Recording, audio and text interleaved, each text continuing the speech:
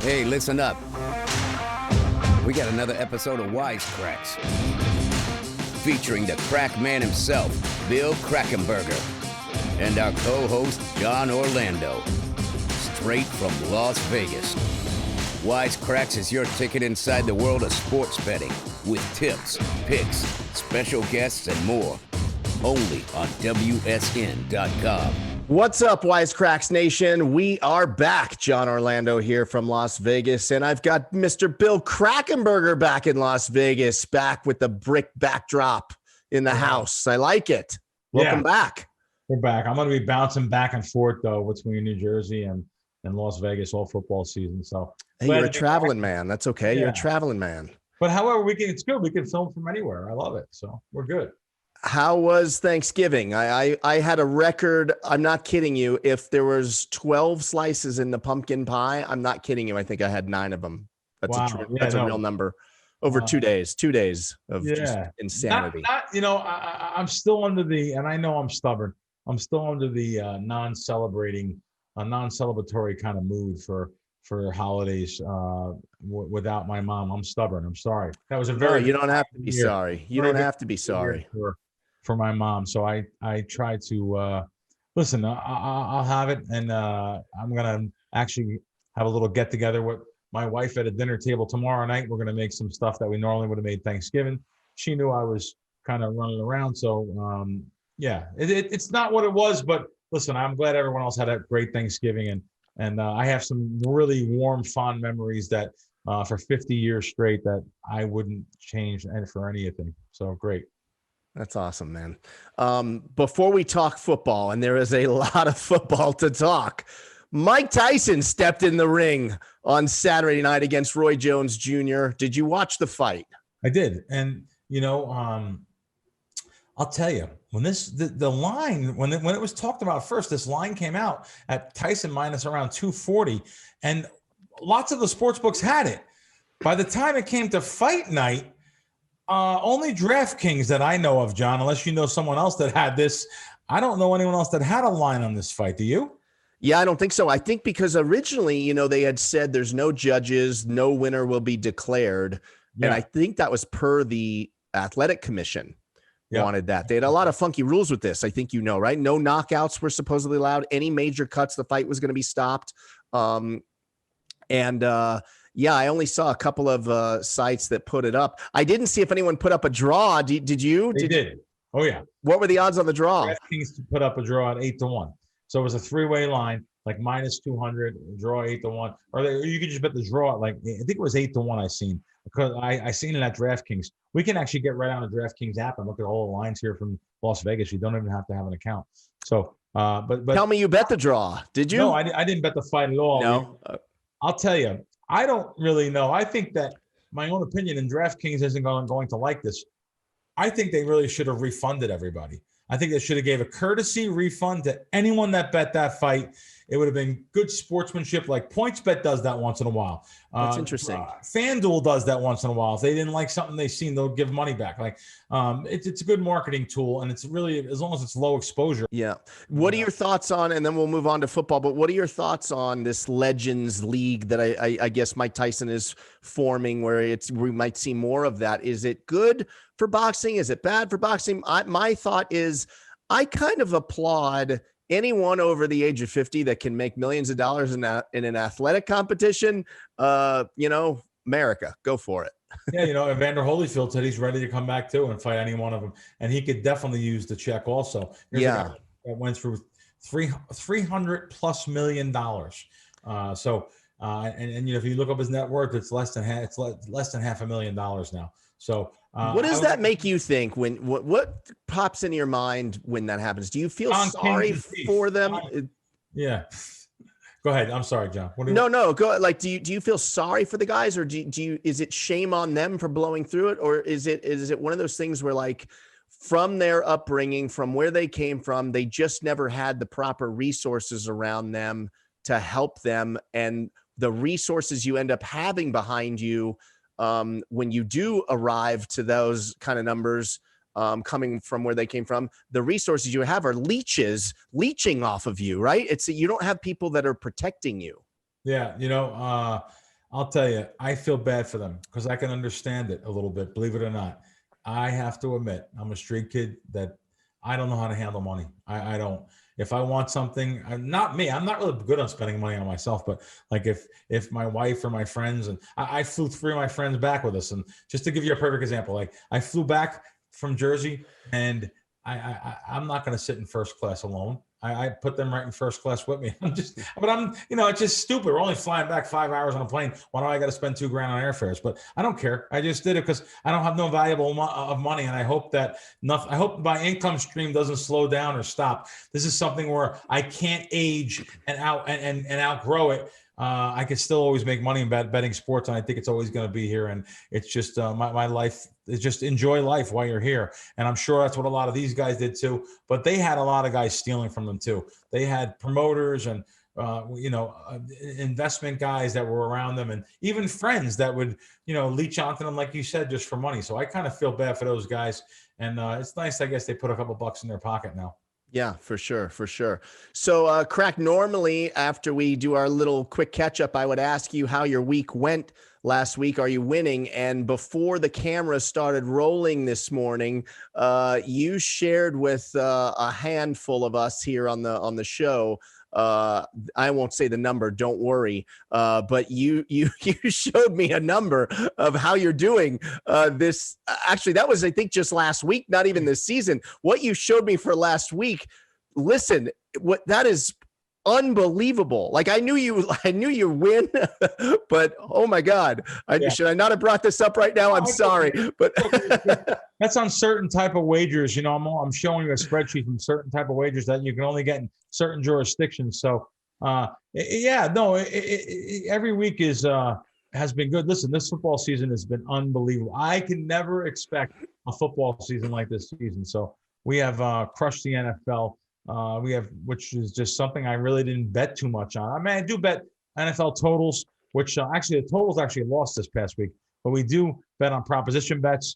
They've always been good. And yeah, I'm having a good season. I'm really happy with it. Basketball, we're starting a little bit slower in basketball season, with this COVID and not knowing the lineups. Normally you'll know the lineups the night before the game. They're not even announcing lineups sometimes right up until tip off. So yeah. And it's changing minute by minute, literally.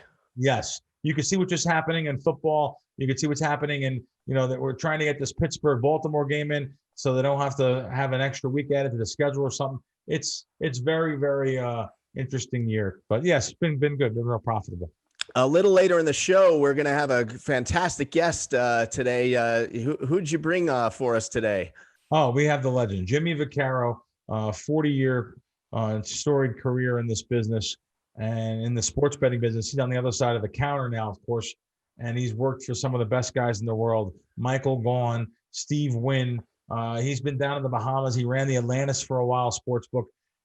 This guy, he worked for Leroy's and Lucky's downtown, and he went out to Pittsburgh recently and was working out in Pittsburgh. He tried it, and he left Vegas. He came back to Vegas, and he's back at the South Point again. 75 years young. And we're really happy to have him. Really fortunate. Yeah, well, we'll be talking to him a little later in the show. But first, let's talk about my picks from last week. Not the greatest week for me. My Cowboys let me down. Boy, did they let me down. And Tom Brady almost pulled it off. He almost pulled off the incredible upset. What'd you think of that Chiefs game? That first quarter of that game. It's funny. I love betting sometimes against these quarterbacks, and oh boy, I bet against Mahomes again. I had under 2.5 touchdowns because it's an inflated number. People come to Vegas, they pump up the number. They're not betting under Mahomes. They're betting over. So I lost a couple grand on under Mahomes 2.5 touchdowns, but at least I lost it fast. It was over in the first 10 minutes. He had 3 touchdowns. So seeing that game and seeing that comeback though shows me that either Tampa Bay, I didn't watch the game though, John, so you'll know more than me. Either Tampa Bay has a lot of heart, or and this is contrarily, Kansas City almost blew a game there because they were too comfortable, or Maybe they're not the big powerhouse I thought they were. They almost lost to the Raiders the week before. They did lose to the Raiders earlier in the season. What do you think about that, John? Are they? I'm sure you watched the game, right? I did. Yeah. I think it might be both. I think it's both of those things. I think maybe they took their foot off the gas a little bit. And then also it's still Tom Brady. It's the Brady factor, right? My buddy, again, Adam Lieberman, he sent me a text, after the first quarter, the Chiefs, it was a blowout, right? The Chiefs were crushing them. And I said, do I need to remind you about the Patriots and Falcons Super Bowl? There's a lot of game left. Don't count out Tom Brady. Wow. Landed right on the number too. Landed on 3. Yeah. No one really. Listen, if you follow my rules, no one's supposed to lose this game. That worst, you're supposed to push this game. When you're laying 3.5 on a game, you're supposed to buy it down to the 3. I understand it's a little bit more juice, but 3 is the number 1 number in the NFL that comes out. You're really, and of course, if you had the other side of the game, you're supposed to have the hook. And you're supposed to win. So, yeah, I mean, Hill and Mahomes connected on 7 receptions for 203 yards and 2 touchdowns in the first quarter. Wow. It's crazy. That's only happened 3 times, I guess, in 30 seasons. And Hill ended up with like 261 yards and 3 touchdowns. Unbelievable. Like you said, Chiefs pulled out by 3. It's crazy. Hey, John, let's touch on one more thing before we get into your picks and stuff. Yeah. What about Monday night's game where the Eagles, the miracle there at the link over there when they're throwing the ball and bouncing off the miracle Hail Mary bouncing off one guy, the other guy. I might have been a tight end. I don't know who caught it. Yeah, it was. I mean, and crazy. He was surrounded by the wrong color jerseys. Surrounded, and ends up with the football. So, that was a miracle. And then they went for the 2-point conversion, which this was $1 billion plus in swing of people's bets all around the world. This was an amazing night. It just goes to show you anything can happen. This team looked like dogs the whole game. How can it be possible that they covered this game? It's unbelievable. And by the way, this game opened up at 5, went to 5.5. Even the day before the game, went to 6, 6.5, closed 6. And there was a couple 7s actually for a couple minutes. So this game landed right in the middle on the 6. And because they went for the 2-point conversion at the end, when people were just like, what? You're down by 14. Why are you going for a 2-point conversion? But there is analytics that show that you should go for a 2-point conversion in that situation. Believe it or not, there's analytics, and I know Peterson is part of that analytics. But there is the coach there. But there is other teams that also do that too. Other coaches, they just feel, hey, the analytics say go for the 2-point conversion. You're down by 6. Now you get another touchdown, especially if you're on the road. But they were home though. But situationally though, that you're supposed to do that. I don't subscribe to that actually. I'm like, right. What are you doing? And do you think that is really why they do it, or do you think that there is other reasons? I won't. No way, right? No way. You listen to the Monday Night Football announcers. They don't know anything. They're saying, "Oh, well, Vegas, that just changed Vegas a little." They know the spread on the game, but they don't. They if they try to make it sound like there's a fix, let's just get to the right word or something like that. That's not happening in the NFL. I know that this. There's no reason, right? There's just no reason. This is from the analytics departments of these teams that all have analytics guys that work for each team now. There is some of them that believe in this and subscribe to this formula of going for the 2 in that situation. I've seen it throughout the season, by the way. This isn't the first time it happened. So it just so happened that happened on a primetime game where everyone's eyes was on it. Number 1, Monday Night Football. So I understand why people question it, but. And we would be out of our minds not to mention that the Denver Broncos played a game this week starting their wide receiver at quarterback, Kendall Hinton. And he completed he was 1 for 13 against the Saints. It's crazy times we're living in, right? The line, when it was taken off the board, it was a 6-point line. Then it went to 13. And the Wise guys jumped right on it. I know Circa Sports out here in Vegas, I know they put up 13 and a half. Even the 14, the Wise guys laid. It closed 17 and never really had a chance if you were betting the dog there. They got the money. Hard to believe that. Looking at it now, you always can be the Monday morning quarterback and say, wow, why didn't I bet more money on that? You know that there's no quarterback on the other side. And look what happened. The guy completed one pass, I think. So yeah. Do you think should they just cancel a game like that? Or I don't want them to cancel anything. I need more betting opportunities. I want them to I want them to book high school football. I don't care. Okay. And what are your thoughts on the expanded playoff format now? 14 teams will go to the postseason. Does that change things in your world at all? Oh yeah. The more, the better for me. It's more betting opportunities. Each one of these playoff games, they have much more props out there. So I need games with a lot of props to choose from because we hit our highest percentage really on prop games. So, yep.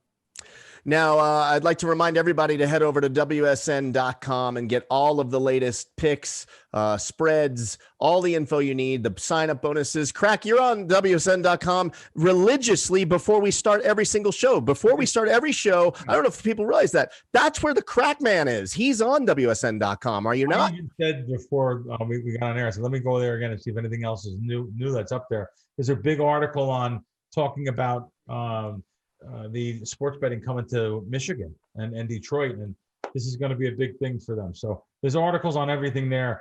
WSN, please check it out. Listen, there's probably nowhere that I know of that has more articles on just the gaming industry alone, but then just the sports side of it, not even sports betting, the sports side of it. Nowhere else to go. Check out WSN for sure. And while you're at it, check out the CrackWins app. I got to bring it up every single week because it is the sports betting Bible. If you are betting on sports, you absolutely need to check out the CrackWins app. He's got everything you need over there. And Crack, college basketball underway. That's kind of your sweet spot, is it not? Yeah, no, college basketball's underway. Like I said earlier, though, it's haven't really put out a lot of bets there. Haven't made a lot of bets in college basketball yet. There's just so much in the way of knowing the lineups, which is a real key component, major component of winning. So we're starting out a little bit slow, but we're getting used to it here. We're gonna get used to this new way of handicapping games. So yeah, I'm sure we're only we're less than a week in, so it should be fun. We should have a good season. And again, you subscribe to the CrackWins app. We give you winners though. That's in the end, you're gonna make money. Look what we've done since last football season started, since we opened the app. Amazing. Like literally almost 200 units of profit. So I look forward to keep that pace up. And I enjoy helping people with the articles I have on there and the free information on bankroll management and strategies. And every week we review the games that we had every week. I'm an open book. I'm very transparent. I'm not like every other place. Not many places I can name that are transparent like I am. I'm going to let you know if I have losing weeks. I'm going to talk about it. Winning weeks, of course, like I said, overall, we've destroyed them. So, I love these guys that always talk about, what we've done the last week or we've done the last 4 games or, guys that want to use trends. Over the last 12 years, this team is 28-17.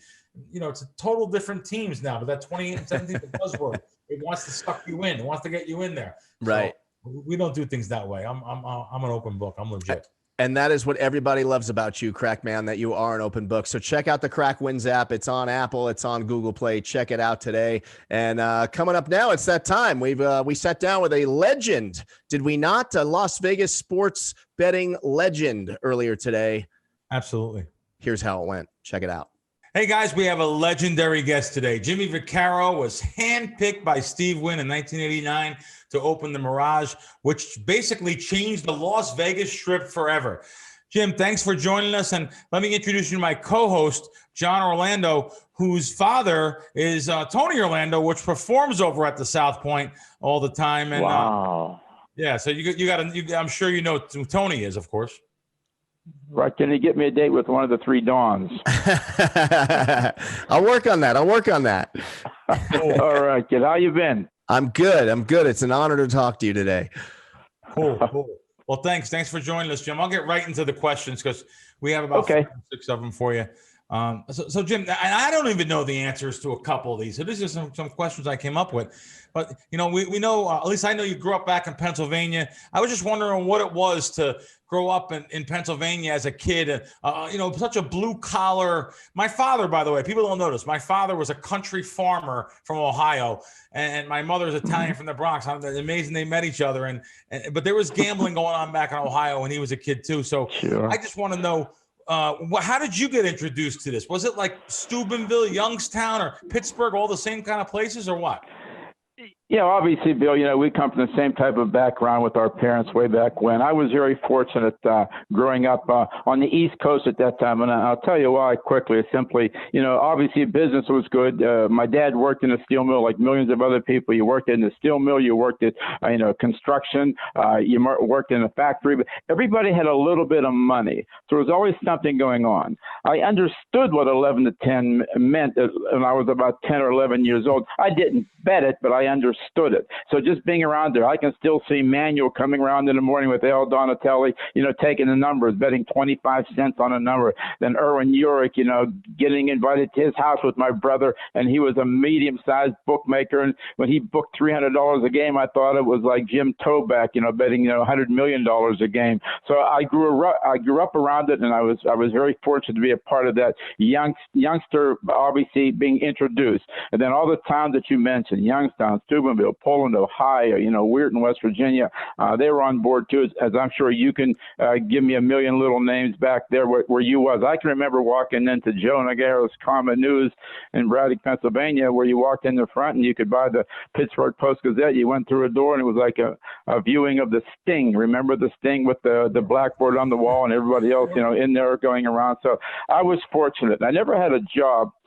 Then I would bounce around between, Las Vegas and Trafford, Pennsylvania for a few years. And one year my friend says, what the hell, why don't you just move out there? So I moved out, and obviously it turned out relatively well for me. But yet the bottom line is, like, growing up around that culture, and Bill, I'm sure you can chime in also, it was different, it was unique, and it was really, really a good time, especially for a youngster like me who absolutely enjoyed being around it and being a part of it. Oh, yeah. No, like I always say, it's like a rite of passage for me in the Bronx. We had a little corner candy store, and it was just the same thing, the chalkboard, everything else. I mean, we used to bet on numbers when we were a kid at the racetrack, right? The handle and stuff. That was the number before the New York lottery came out. Mm-hmm. But so you're right. You're saying back then, though, now was sports betting, did it, like, I don't want to say originate, but how does sports betting come out of a place like back where you were in Trafford and Pittsburgh? And was it because it was in Nevada already, or do you think maybe it even kind of originated back then a little bit? Was it, or was it just Well, to some degree, Bill, it was just the culture of the world changing. It obviously has been gambling since the beginning of time, but every 30 or 40 years, it seemed to like inch up, or something new would come about, and so you had to be a part of that if you wanted to stay in the race. So that basically was it. It was always there, but as I grew older, there were more things that you saw and more changes that you saw. So basically, going back to when I was a kid, if you bet, there was no money lines, there was no teasers, there was no none of that. It was simply the 11 to 10 straight bets and maybe a parlay or two. And then the parlay cards. Now, we called them parlay cards back there, because obviously, that was a big deal. And remember, the parlay cards back as a kid, as I gingerly remember, the reason I never won anything was, let's say a game was picked. Well, it was -3, both sides, ties, lose. So I think you could see that the hold on those type of cards was about 90%. But it didn't matter. You wanted to have a little ticket in your hand. So I grew up around it and understood the good, bad, and indifferent, but who was I to say to change the industry? But it simply grew and grew and grew. But yes, it was a part of growing up, and I truly, truly enjoyed it, every freaking minute of it. Oh yeah. How'd you come out to when you come out to Vegas? Did you have a job lined up, or you just took a shot? I mean, what did you do when you first came here? Well, first of all, going way back with Chris Andrews, Chris, the director of the sports at the South Point now. How about this? Chris used to work for me. Now I work for him. So things have changed. But going way back to the Pittsburgh area, now his uncle was Jack Franzi, and so obviously I got to know Jack well over 50 years ago with Chris. So I would come to Las Vegas 2 or 3 times a year. Here's a quick story. Like maybe the attraction was in 1964, and I'm not bending any exaggerations, Bill. I got 3 of my friends. I said, I got to see Las Vegas. I was 18 years old. So we piled into my 1956 Chevy and drove from Trafford, Pennsylvania to Las Vegas, Nevada. Well, when we got here, I was amazed. I do remember this. We went to the Golden Nugget downtown, got thrown out because we were so young. Went to Binion's, got our ass thrown out of there. They all said, I quit. I'm not doing this anymore. I went back to the Golden Nugget, and I walked around for quite a while. I enjoyed it so much. And then my friends from Youngstown moved out about about 8 or 9 years later. Then I used to come out, get broke, go home, get some money, come back out, get broke, and go home. Then one day, my friend Chris Seppi said, "Why the hell don't you just move out here?" I said, "You know what? I want to see the inside out." So I went home.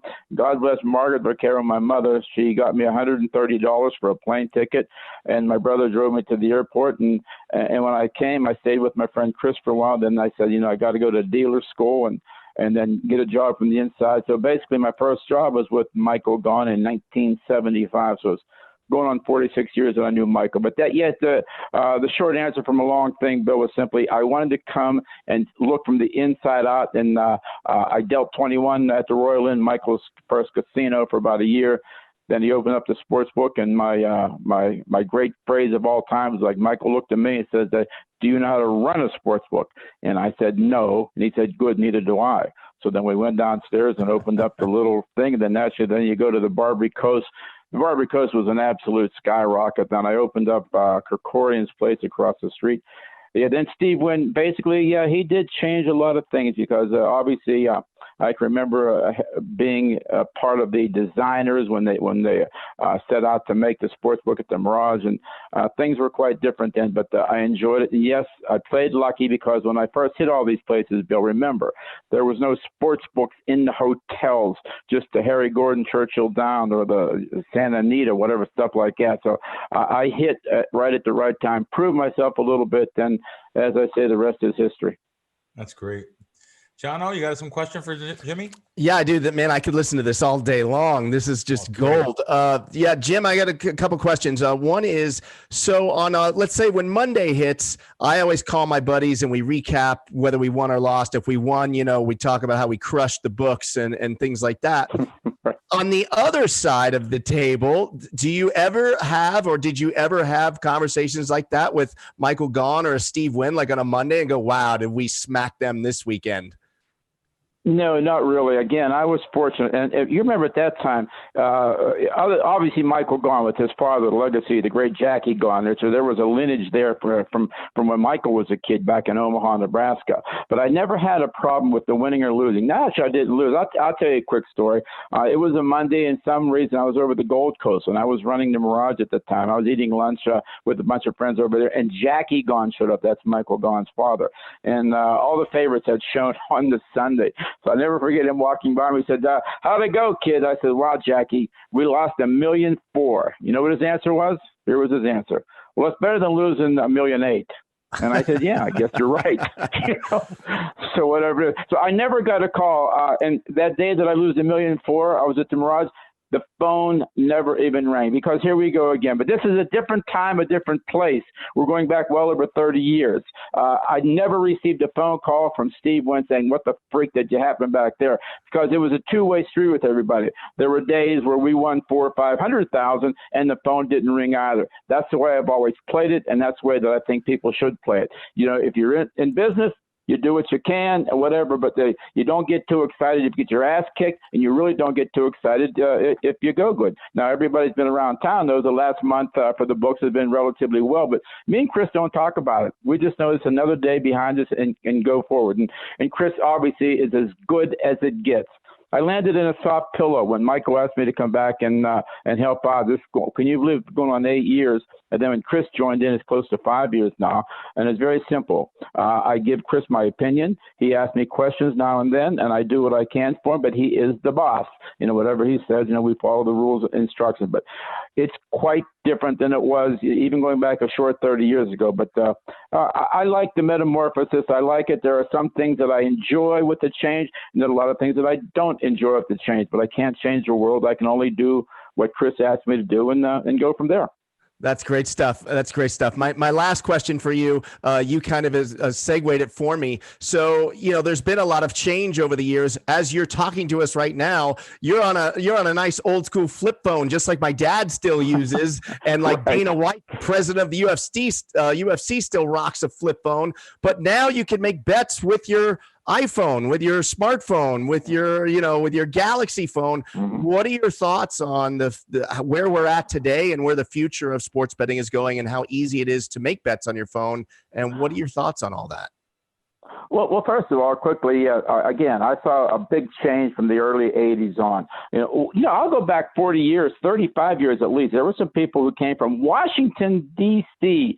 talking about, betting all over the country. I'll never forget it. The meeting was at the Jockey Club, and this young lady was printed out or showed everything of why it could benefit everybody. If we went nationwide. I'm talking 30-some years ago, and I said, it's not a bad idea. But then when you bring it to the owners of the hotel, their thing was, well, Jimmy, I'm talking about, I'm generalizing there, but with Michael Gaughan even saying at the time, he says, hey, kid, he says, listen, if we had phone betting across the state lines in all the states, he said, why would they come to Las Vegas? So the brick and mortars guys, and I can see why they didn't want that to happen way back when, because that would mean less people would come to Las Vegas to make their bets, which made a lot of sense. But me as a young whippersnapper, I said, I wanted to do that. So that did not happen. And then from that particular point, then we obviously went, and then, then the phones came in, and now you figured it out when you were an owner. If you didn't have the phone app, if you wanted to be really stubborn, would that be okay? Because there'd be a lot of people who just simply, need that extra half hour a day to make that bet. You take the kids to school, you take your wife to work. So the phones is the only way you can make your bet. So we had to obviously placated it down. Now, there's a different way of doing things on the phone as opposed to the brick and mortar. So that all comes from way upstairs. Remember, they're the people who own the place, and they still want people to come into their sports book. So to answer your question shortly, yeah, I enjoyed the phones way back when because I knew real quick on who was doing what and how much they were doing it for. So I enjoyed it, but that was just my job for the book there. But the people who own the place are looking out for the entire, it comes down now. It's almost 50-50 phone activity and counter activity. So as you can see, and another big move, which I was, again, I'm not just trying to tell you people that I'm the genius or whatever, but I remember just a few years ago saying these kiosks are the wave of the future. Same thing. Do you really want people coming to the counter or whatever? So kiosks are invaluable now, and you'll see more and more. There are places across the country that just have kiosks in their sportsbook. No live people, but I'm rambling, but that's what I think of the whole thing. No, that's great. Great. Hey, Jim, you mentioned Michael Gaughan, the owner of the South Point. He's a very special person in the gaming community. I would even consider him like the last of the Mohicans like yourself. I mean, guys that know what customer service is all about, running around, walking around the place, meeting people, saying hello. That really must be special working for a guy like him. I mean, you're so lucky to work for a guy like him. And you said he's still the same, though, right? He still walks around the place? No doubt. Yeah. Well, I'll give you the quick story. Obviously, what I do a lot of, Bill, which obviously, I hate to use this silly word, like behind the scenes type of thing. I've been friends with Brent Musburger for well over 30 years. When Brent used to come to the Mirage, he was mystified, and he loved seeing all this big action, whatever. And so I introduced him to some of what you would call the big guys who played in the business. He was completely taken by it. So I grew to have a friendship with him for well over 30 years. Then going on 5 years ago, and he was doing one of the games out here, I guess one of those bowl games, he would always come and visit, and we talked about, what are you going to do later, Brent? He said, well, I'd like to do a radio show with the gambling. I said, we laughed, whatever. I saw him maybe 6 months later, brought up the same thing again. Then he said, let me tell my nephew to give you a call. That was Brian Musburger, the one who does all the work for the shows. And so he called me. I said, listen, make out a little list and I'll bring it to people, and then we can go from there, see if it's workable. And then I remember he sent something out. Then I got Vinny Maiulo to go to the first meeting with Ryan, because Ryan Brown is the general manager there, and said, Ryan, what do you think? And he said, well, pencil it out and we'll go from there. And so the next meeting, which was a while, maybe 6 months later, went into Michael Gaughan's office. And he talked about someone who makes a decision, walked in. Michael, here it is. This is going to cost you money. We have to build a studio. We think with Brent Musburger's name. Well, $900,000 is what that studio costs. Remember, taking 50 slot machines out. There's a huge office underneath the studio there. But if you would get to Michael Gaughan, he said it to me a dozen times over the years. He said it was the best $900,000 I spent, only because the the reflection we get from that studio and all the great guys, including you, they're just simply talking about the gambling aspect of it. It's been an absolute skyrocket. As now you know, the circle downtown with the great kid Derek Stevens is running it. So I feel very fortunate, and I feel really good about, being a part of that way back when. So to answer your question, there's not an owner in the world or a corporate place in the world where you go in, make your statement, within 15 minutes he points to you and says, it's a done deal. Wow, it's pretty strong. That's unbelievable hearing that. It's so great. Yeah. Let's finish up. Last question here, Jim, for you. South Point Sportsbook's been known to run sports betting specials like reduced juice or certain events on certain events. You guys, even the first sportsbook to open up March Madness. And when I say that, you've actually opened it up for like $10,000 bets before a single sportsbook in the world opens it up. Going forward, are we going to see those type of things down the line here? Well, first of all, let's call it like it is, Bill. Who knows what the freak's going to happen in the next few months. If we get close to normal, we will definitely do it again. Now, will Derek Stevens want to do it this year because now he has his own sports book? We'll pick somebody else out to do that, whatever limits we put up. That was an absolute monster. Every once in a while when I have fun twisting or tweeting, whatever the hell you want to call it, and the following has just been incredible. There are times when I post things I try to weave the gambling with some stories that go with it too. If it's a big, big deal, if like something comes over, then I'll make my comments and I'll flash it on the Twitter screen. I have gotten upwards of 150,000 people reply to that, answering that question. Unbelievable, which shows you gambling is still in an embryo stage across this country. Now, if we get back to normal, that one more quick thing. The only thing, and forget the pandemic that we're in, let's go back the previous couple of years. The only thing that's never, ever, ever, ever reduced was the handle for the state of Nevada. Every year, not that it goes up 20%, but it never goes backward. And now with the other states chiming in, as long as you run your book and you're being fair, you'll get your share of business.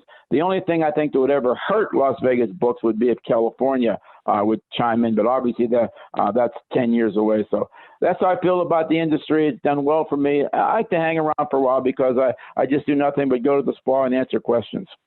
Oh, you're great, Jim. Really appreciate you joining Jon and I and Wise Kracks, and look forward to see you in there. Oh man, that was good stuff. What a legend. I could literally listen to him tell stories for days. Oh man, we have so many more questions for him, but we only have so much time. So I know. Crack, we need a 4-hour show. So we're creeping up on the end here. So let me get to this week's pick. Crack, I might need intervention. I'm just going to be honest with you, okay? When it comes to this week's picks, it's that parlay addiction that I suffer from. I see a plus 350 money line and my brain instantly starts creating a path to victory. So with that said, Jacksonville versus the Vikings, I can't help it. Let's be honest. The Vikings aren't all that and a bag of chips. And sooner or later, you know what I think about the law of averages, Crack, it kicks in. So I'm taking the Jackson money line on this one. What are your thoughts? I hope you're right about this because I need Minnesota to go under their season wins. I bet under Minnesota, under Denver earlier in season wins. So I hope you're right about that. And listen, these big dog money lines aren't coming through that much like they were in seasons past. So due to cash one of these, John, I'm rooting for you, buddy. All right. Thank you. Moving on, let's talk about our home team here. The Raiders going to play the Jets. You remember how I said a couple of weeks ago, the Jets are going to win one game this year, and I'm going to find it. This is not going to be the week that it's going to happen. The Raiders are going to bounce back from last week's tragic performance, and I'm taking the Raiders to stomp the Jets, and I'll give the points, whatever it is. I think it's 8 maybe. Yeah. You see how like I say, I know I'm a broken record when I say any given Sunday, anything can happen. Well, I mean, look what happened last week. The Raiders, 3-point favorite, get destroyed. Maybe one of the worst beats of the year for any team. I think the final was 43-6. Yep. Just ridiculous. That it just shows you that what can happen in the NFL. This team just hung with the Kansas City Chiefs, almost won. They beat the Chiefs a couple weeks prior to that. Now they can't handle Atlanta. I mean, and they get blown away like this. So listen, I understand your Jets are probably going to be the team that might be picked on here. And again, I don't really do NFL sides, but I would probably lean to your side. So I'm rooting for you there.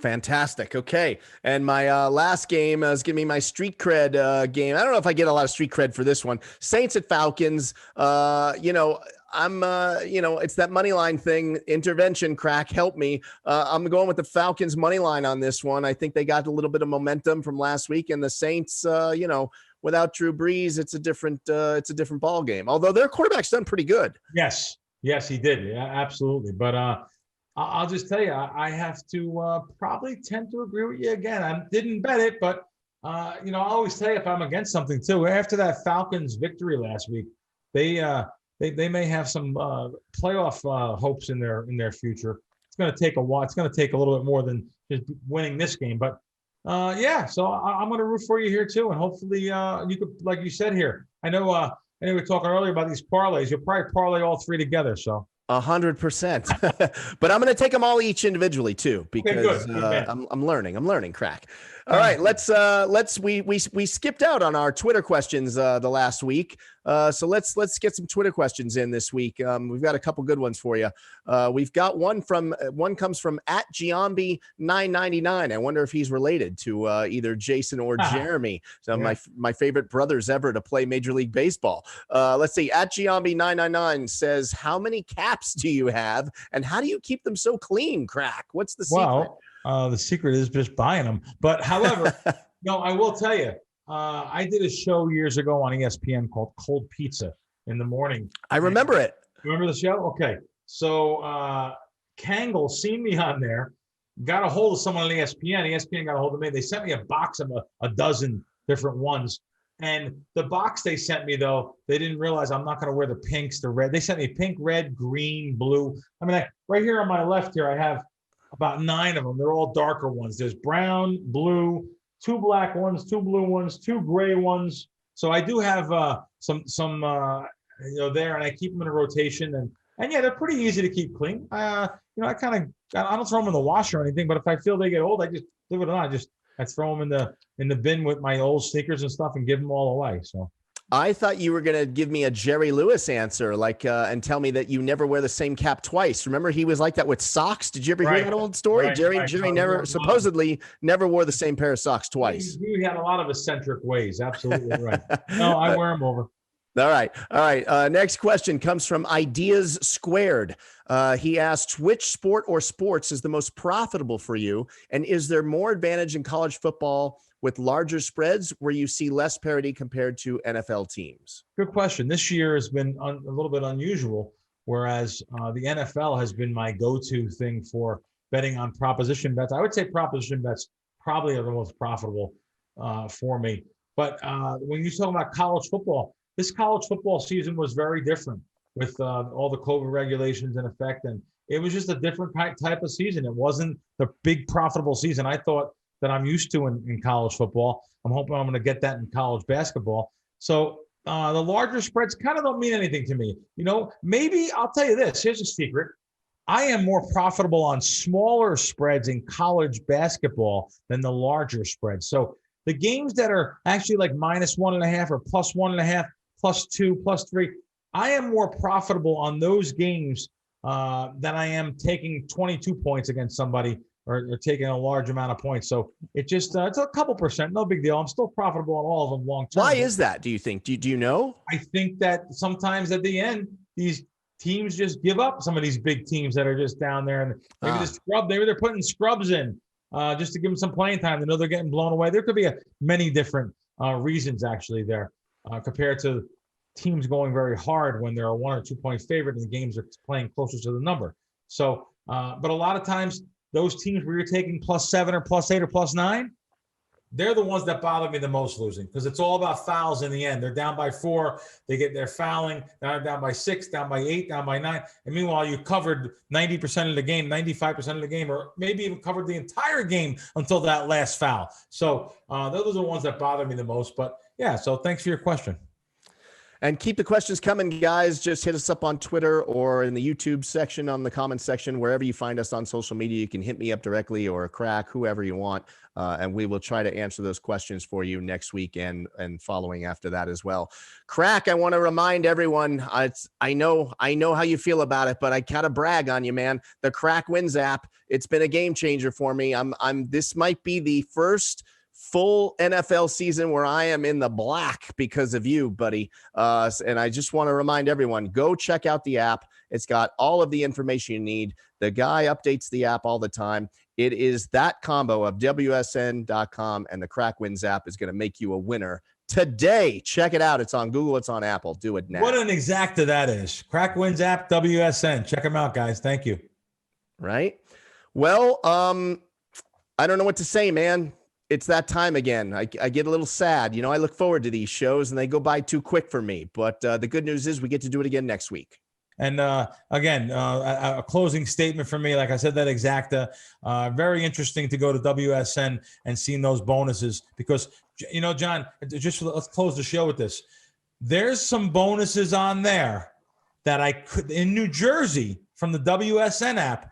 From WSN, there's a couple bonuses on there that you cannot get anywhere else. I notice them on there. There's a $500 sign-up bonus at William Hill that it's only $50 if you go anywhere else. But for some reason, WSN, you get $500. So that's just one. So that's a big difference. Yes.